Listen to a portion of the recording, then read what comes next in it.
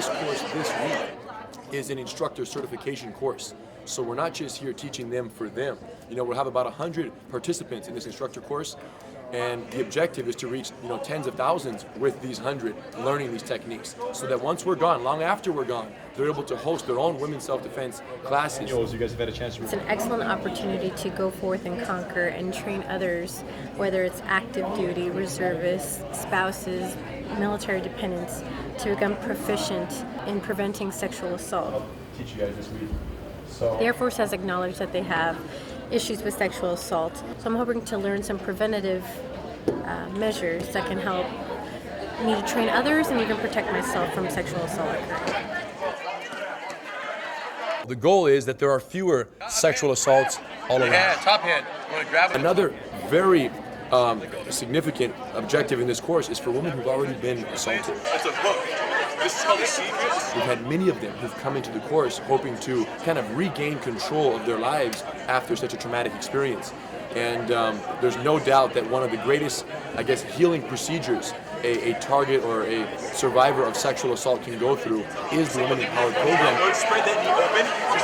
We're going to bridge her that way. Applying this technique will help them grow and to heal, because they can put themselves in that situation, not actually reliving that event, but they can see where they went wrong and how they can get themselves out of that situation. What? She has no choice. My aim is to, spark the fire, the jiu-jitsu fire, the lifestyle fire. She wants to. She does.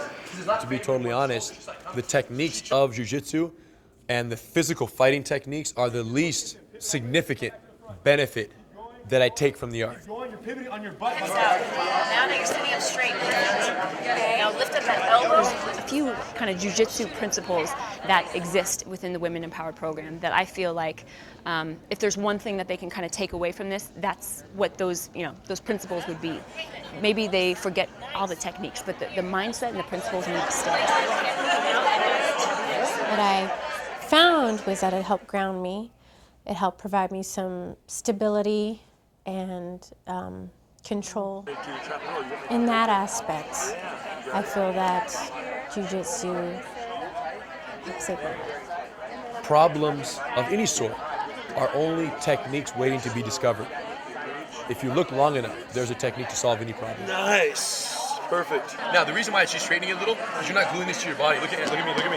Glue it to your chest. Like you really hug her. So we do these drills called good guy narration, bad guy narration, where I say, okay, right now we're going to do the front choke defense, good guy narration, which means the person performing the technique narrates their movements as they do them. The amount of knowledge and comfort you have to have with the technique to be on the other side of the technique, narrating someone else's movements. So that level of dynamic, approach and training surrounding the techniques ultimately leads to the highest level of comfort and execution, and then eventually leading to a masterful instructor, which is the end goal for this type of course. There's some awesome techniques on how to get away. If they're not going to move, we cannot rely on. And I even had the chance to show my 7-year-old daughter, which may work against me later.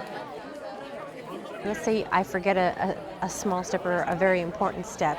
It's a collaborative environment, so your partner is able to say, hey, you know what, don't forget this, or just give little visual cues, or like tap you on the shoulder.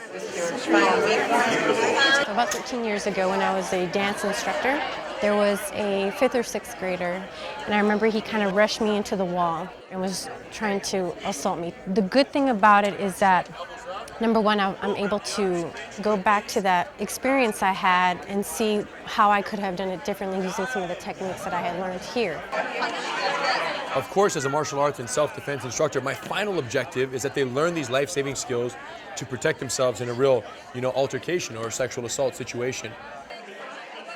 Well, I know the basics, so this is the first step. The second step is perfecting reflex development, going over these moves over and over so that I can build that confidence and instill that confidence in myself, more importantly, to also teach others. I was shocked to see the level of enthusiasm and, dedication that the selected individuals put forward to learn these techniques and to, acquire this knowledge. I had high hopes, but they were exceeded, and of course, pleasantly surprised to see that. I just can't wait to see, what they do with this information, how many people they're able to share it with.